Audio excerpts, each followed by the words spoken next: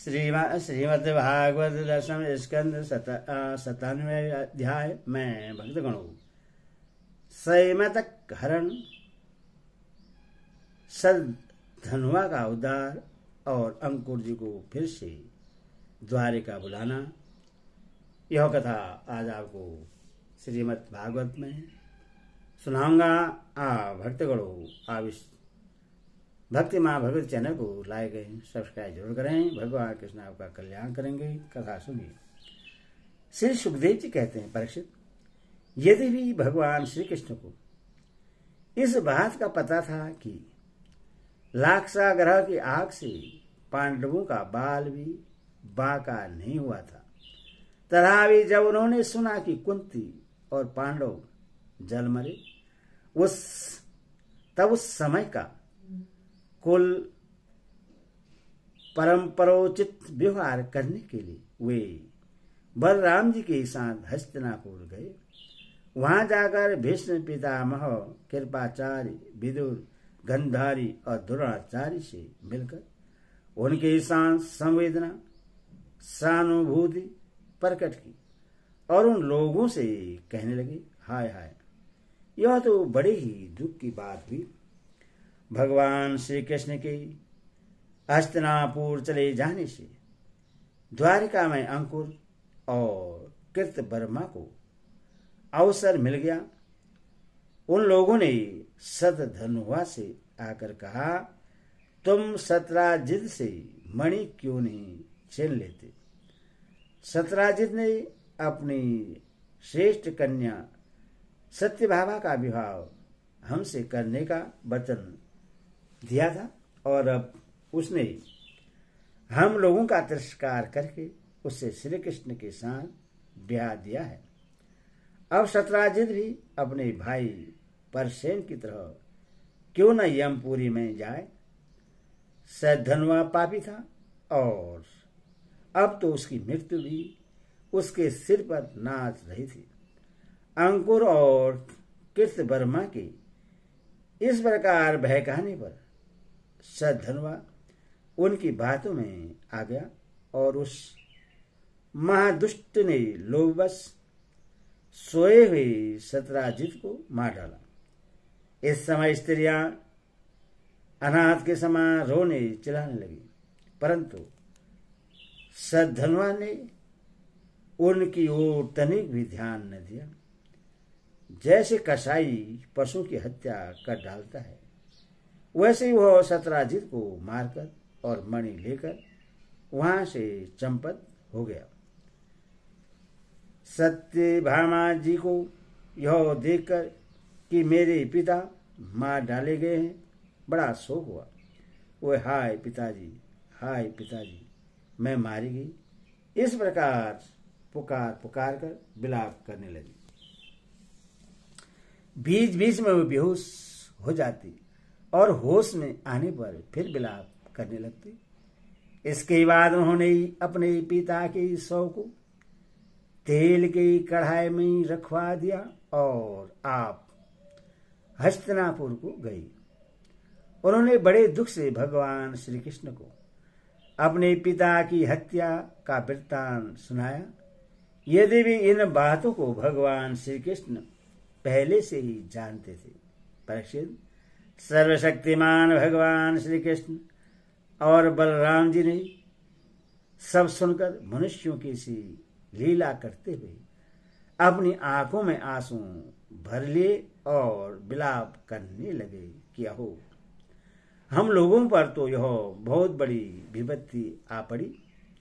इसके बाद भगवान श्री कृष्ण सत्यभामा जी और बलराम जी के साथ हस्तिनापुर से द्वारिका लौट आए और सद्धनुआ को मारने और उससे मणि छीनने का उद्योग करने लगे। जब सद्धनुआ को यह मालूम हुआ कि भगवान श्री कृष्ण मुझे मारने का उद्योग कर रहे हैं, तब वह बहुत डर गया और अपने प्राण बचाने के लिए उसने कृतवर्मा से सहायता मांगी। तब कृतवर्मा ने कहा, भगवान श्री कृष्ण और बलराम जी सर्वशक्तिमान ईश्वर हैं, मैं उनका सामना नहीं कर सकता। भला ऐसा कौन है जो उनके साथ बैर बांधकर इस लोक और परलोक में सकुशल रह सके। तुम जानते हो कि कंस उन्हीं से द्वेष करने के कारण राजलक्ष्मी को खो बैठा और अपने अनुयायियों के साथ मारा गया। जरासंध जैसे शूरवीर को भी उनके सामने 17 बार मैदान में हारकर बिना रथ के ही अपनी राजधानी में लौट जाना पड़ा था। जब कीर्तिवर्मा ने उससे इस प्रकार टक्का सा जवाब दे दिया, तब सदधन्वा ने सहायता के लिए अंकुर जी से प्रार्थना की। उन्होंने कहा, भाई ऐसा कौन है जो सर्वशक्तिमान भगवान का बल पुरुष जानकर भी उनसे बैर विरोध ठाने, जो भगवान खेल खेल में ही इस विश्व की रचना, रक्षा और सहार करते हैं तथा जो कब क्या करना चाहते हैं इस बात को माया से मोहित ब्रह्मा आदि विश्व विधाता भी नहीं समझ पाते।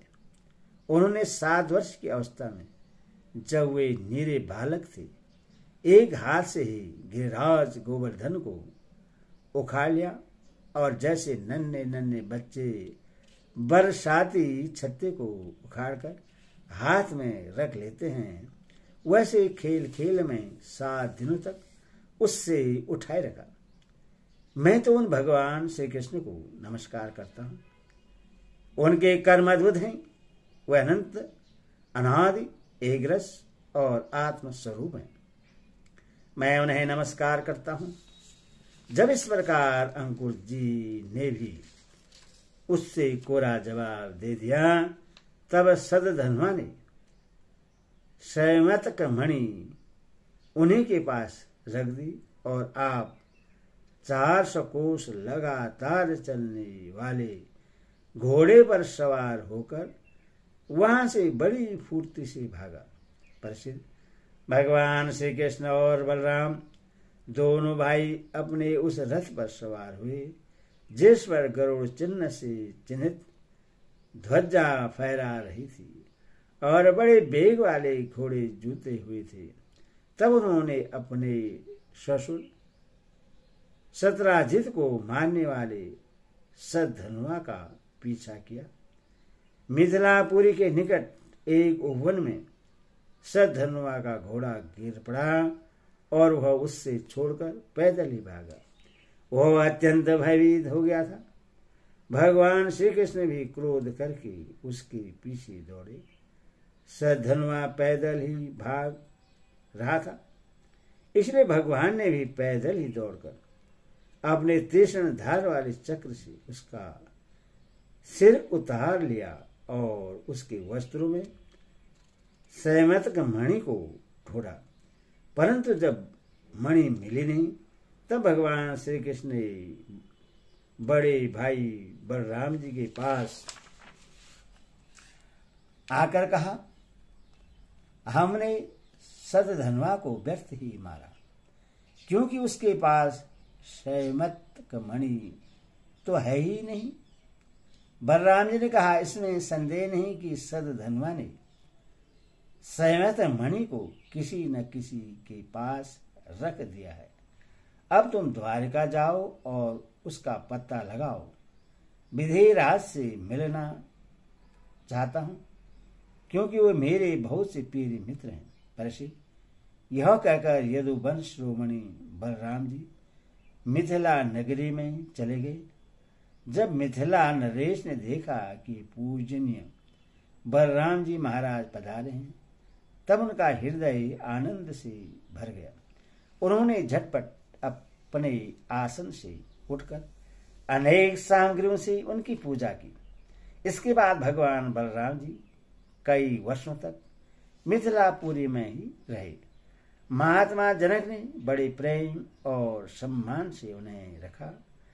इसके बाद समय पर धृतराष्ट्र के पुत्र दुर्योधन ने बलराम जी से गदा युद्ध की शिक्षा ग्रहण की।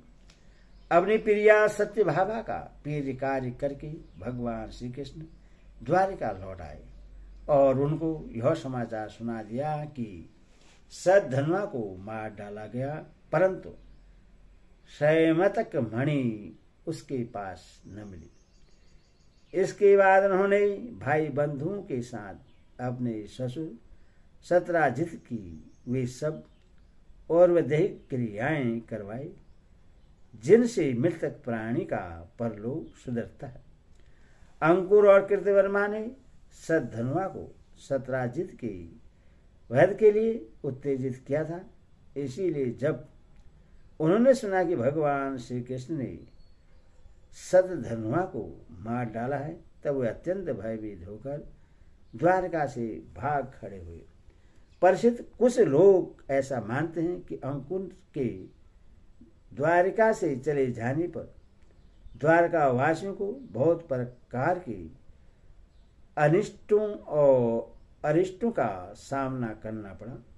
दैविक और भौतिक निमित्तों से बार बार वहां के नागरिकों को शारीरिक तथा मानसिक कष्ट सहना पड़ा। परंतु जो लोग ऐसा कहते हैं वे पहले कही हुई बातों को भूल जाते हैं। भला यह भी कभी संभव है कि जिन भगवान श्री कृष्ण ने समस्त ऋषि मुनि निवास करते हैं, जिन भगवान श्री कृष्ण में समस्त ऋषि मुनि निवास करते हैं, उनके निवास स्थान द्वारिका में उनके रहते कोई उपद्रव खड़ा हो जाए। उस समय नगर के बड़े बुढ़े लोगों ने कहा, एक बार काशी नरेश के राज्य में वर्षा नहीं हो रही थी, सूखा पड़ गया था। तब उन्होंने अपने राज्य में आए हुए अंकुर के पिता शौफलक को अपनी पुत्री गांधनी ब्याह दी। तब उस प्रदेश में वर्षा हुई। अंकुर भी शौफलक के ही पुत्र हैं और इनका प्रभाव भी वैसा ही है। इसीलिए जहाँ जहाँ अंकुर रहते हैं वहाँ वहाँ खूब वर्षा होती है तथा किसी प्रकार का कष्ट और महामारी आदि उपद्रव नहीं होते। परिचित उन लोगों की बात सुनकर भगवान ने सोचा कि इस उपद्रव का यही कारण नहीं है। यह जानकर भी भगवान ने दूत भेजकर अंकुर जी को ढूंढवाया और आने पर उनसे बातचीत की। भगवान ने उनका खूब स्वागत सत्कार किया और मीठी मीठी प्रेम की बातें कहकर उनसे संभाषण किया। परिचित भगवान सबके चित्त का एक एक संकल्प देखते रहते हैं। इसलिए उन्होंने मुस्कुराते हुए अंकुर से कहा, चाचा जी, आप दान धर्म के पालक हैं। हमें यह बात पहले से ही मालूम है कि सद्धनुआ आपके पास वह स्वयंतक मणि छोड़ गया है जो बड़ी ही प्रकाशमान और धन देने वाली है। आप जानते ही हैं कि सत्राजित के कोई पुत्र नहीं है, इसीलिए उनकी लड़की के लड़के उनके नाती ही उन्हें तिलांजलि और पिंडदान करेंगे, उनका ऋण चुकाएंगे और जो कुछ बच रहेगा उसके उत्तराधिकारी होंगे। इस प्रकार शास्त्रीय दृष्टि से यदि स्वयंतक मणि हमारे पुत्रों को ही मिलनी चाहिए, तभी आप मणि आपके ही पास रहे, क्योंकि आप बड़े व्रतनिष्ठ और पवित्र आत्मा हैं तथा दूसरों के लिए उस मणि को रखना अत्यंत कठिन भी है। परंतु हमारे सामने एक बहुत बड़ी कठिनाई यह आ गई है कि हमारे बड़े भाई बलराम जी मणि के संबंध में मेरी बात का पूरा विश्वास नहीं करते। इसलिए महाभाग्यवान अंकुर जी, आप वो मणि दिखाकर हमारे इष्ट मित्र बलराम जी, सत्य बाबा और जामंती का संदेह दूर कर दीजिए और उनके हृदय में शांति का संचार कीजिए। हमें पता है कि उसी मणि के प्रताप से आजकल आप लगातार ही ऐसे यज्ञ करते रहते हैं जिनमें सोने की वेदियां बनती हैं। परिचित जब भगवान श्री कृष्ण ने इस प्रकार संतावना देकर उन्हें समझाया बुझाया, तब अंकुर जी ने वस्त्र में लपेटी हुई सूर्य के समान प्रकाशमान वह मणि निकाले और भगवान श्री कृष्ण को दे दी। भगवान श्री कृष्ण ने वह स्वयंतक मणि अपने जाति भाइयों को दिखाकर अपना कलंक दूर किया और उससे अपने पास रहने में समर्थ होने पर ही पुनः अंकुर जी को लौटा दिया। सर्वशक्तिमान सर्वव्यापक भगवान श्री कृष्ण की पराक्रमों से परिपूर्ण यह आख्यान समस्त पापों, अपराधों और कलंकों का मार्जन करने वाला तथा परम मंगलमय है। जो इसे पढ़ता, सुनता अथवा स्मरण करता है वह सब प्रकार की अपकीर्ति और पापों से छूटकर शांति का अनुभव करता है। हरि ओम तस्य हरि ओम। कृष्ण भगवान की जय।